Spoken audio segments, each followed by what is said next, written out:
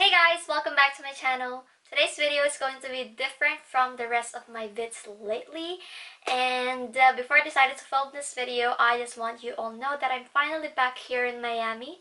Yes, it's been 2 weeks. How time flies so fast. And I am doing this video in connection to my LDR First Meeting video, which I will link down below. If you haven't watched it, go ahead and watch it. So crazy over you.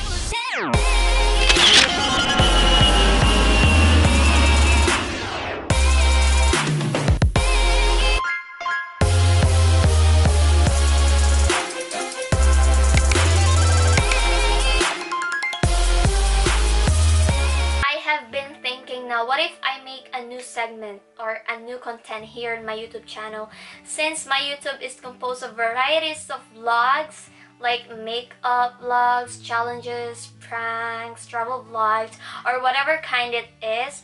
What if I make a new content like this, sharing my words? Because I want my YouTube to be like an easy media for all of you guys to, verbalize what I think, to share my feelings about this, to share my feelings about everything. So finally, I ended up with this segment called Chit Chat with Chichay. So why Chit Chat with Chichay? Since rhyme sila, Chit Chat means, we all know that, it's like having a conversation with your friends. Because I want my YouTube channel to be like a home for everybody.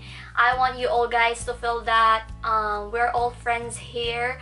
And Chichay, which is my nickname, share ko lang. And to answer na rin those questions na laging tinatanong sa akin, without any further ado, let's begin this talk. So yun nga, the first episode of this Chit Chat with Chichay is going to be LDR. How does LDR work? Since ayun ang laging tinatanong sa akin, laging nilang tinatanong na, Ate Sha, paano ba kayo nagtagal ni Kuya Lim? So, to make it more specific, what is the secret of being in a healthy relationship? It's not just about long-distance relationship.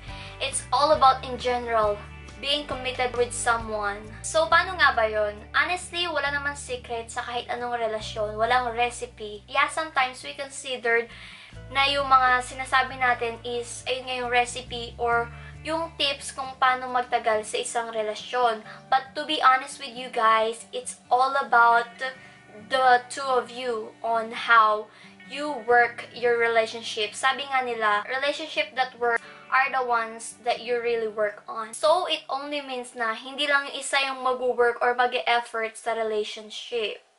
It means na kayong dalawang included sa relasyon nyo, kayo at kayo lang ang makakasagot niyan. This video is not just about those people who are in a long-distance relationship or what we call LDR.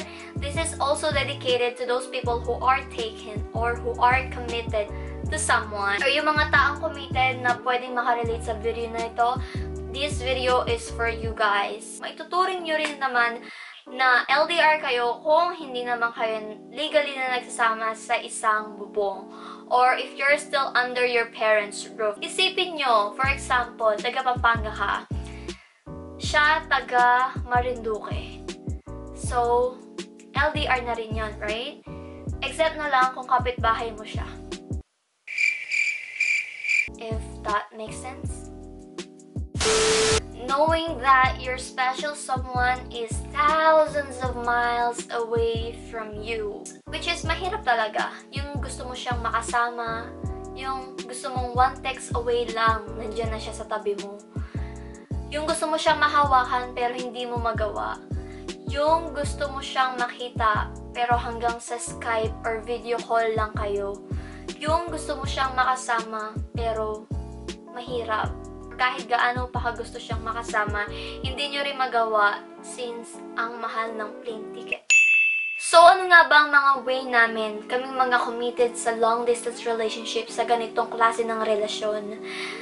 If you guys are still interested in watching this video, here's the tips in surviving LDR.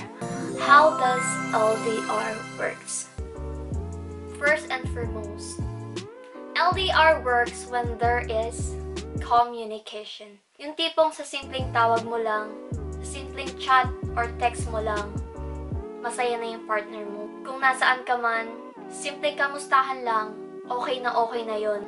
To inform her or him na okay ka, na safe ka, at least doon, you guys are both kampante sa ginagawa or sa kalagayan ng bawat isa.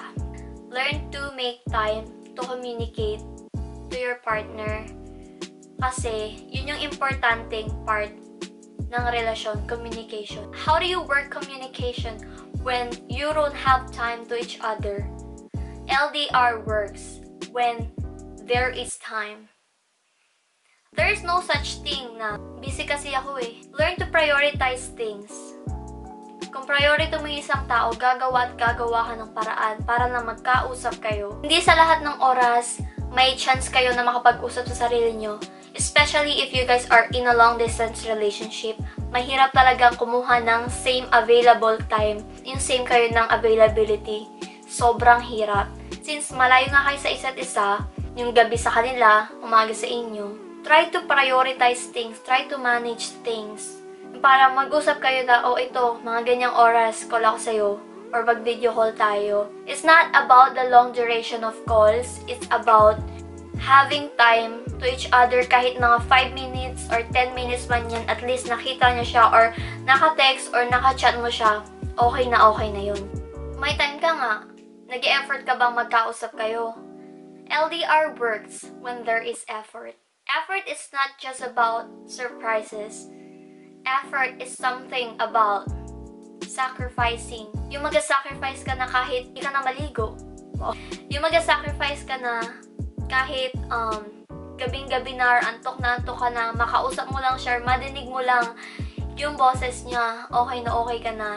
Yung effort na kahit once in a while mo lang gagawin para sa kanya, okay na yun. And effort is nothing without honesty and loyalty. LDR works when there is honesty or loyalty. There's no such thing as perfect relationship. Minsan, masusubok tayo na, let's all admit it, na minsan di natin binibigay yung full attention or full honesty natin sa kapartner natin. Pero, once na nag-LDR kayo or once na nasa long distance relationship kayong dalawa, masusubok yung honesty and loyalty nyo sa isa't isa. Pero, kung mahal mo ang isang tao, siya yung unang iisipin mo. Siya yung unang nasa utak mo before mo gawin yung isang bagay na alam mong hindi magpapaligaya or magpapasaya sa kanya kapag nalaman niya. For example, gusto mo mag-hangout with your friends pero siya, ayaw niya nakikipag-hangout ka sa mga friends mo late at night, especially kung may inuman. Learn to accept the fact na yung boyfriend mo or yung girlfriend mo ay stricto. But you have to accept the fact na para rin naman yun sa'yo. LDR works when there is love. Love is powerful. Everybody knows that. Kapag naging honest at loyal ka, dun mo masabing mahal mo isang tao. Bakit mo nga ba naman pag-aaksayan ng oras kung hindi mo naman mahal? Para ka lang nag-iigib ng tubig sa timbang butas. What an example! Love is what makes the world go around. It's just simple to say, but it's hard to prove that you love a person. It's real simple, especially when you're only just texting with each other. Try to prove your love in front of her or in front of him by saying the truth na mahal kita, mahal din kita. Sobrang easy magsabi na mahal mo yung isang tao, pero mahirap i-prove sa isang tao kung gaano mo siya kamahal. Love is what molds the relationship. So as long as you love each other, there is no other way that will separate you from him or her. And finally, the most important thing is trust. LDR works when there is trust. Aanuin mo pa yung pagmamahal mo. Aanuin mo pa yung love. Aanuin mo pa yung effort, time, honesty, and loyalty kung yung trust wala sa isang relasyon. Love is nothing without trust. Love can be anything, but trust is everything. It's easier to give love than to give your trust to someone. Kasi once you give your trust to someone, pero once na nandyan na yung pagmamahal mo, or once you love someone, you can still love him, you can still be friends with him after. Or if you're a bitter person, just goodbye-bye. Love is not just about, in a romantic way. You can give love for your friends, family, relatives, or all the people in the world by sharing or giving something to them. But this is my question: how can you give your trust to someone? Any kind of relationship requires trust. You know what? It is easy to say, I love you. Yes, I do. But it's really difficult to utter, I trust you. Di nyo napapansin na yung love you, mahal kita, kahit kanino pwede mong bigayan. Iilan lang sa mga tao or iilan lang sa mga nasa relasyon ang nagpo-prove ng trust. So once you get that, you better keep it. And don't ever break it. Because at the end of the day, you'll regret. And yun nga, yung tiwala na magiging kayo in the future, that is what bonds you together. If you already started your relationship with him or her, try to ask yourself, do I love this girl? Do I love this guy? Try to realize things. Try to appreciate little things. It's not just about the big things. Big things happen when you know how to count your blessings from small things. So this is my final questions to you guys. How do you survive your own relationship even if it's not long distance relationship? It's not a big deal. How do you prove yourself to someone that you love him, that you trust him? So that is it guys for this video. Thank you so much for watching and listening to Chit Chat with Chichay. And I know this segment is kind of like a heart-touching, breathtaking segment here in my YouTube channel. If you guys have any suggestions, comments, and thoughts about this, just feel free to comment down below.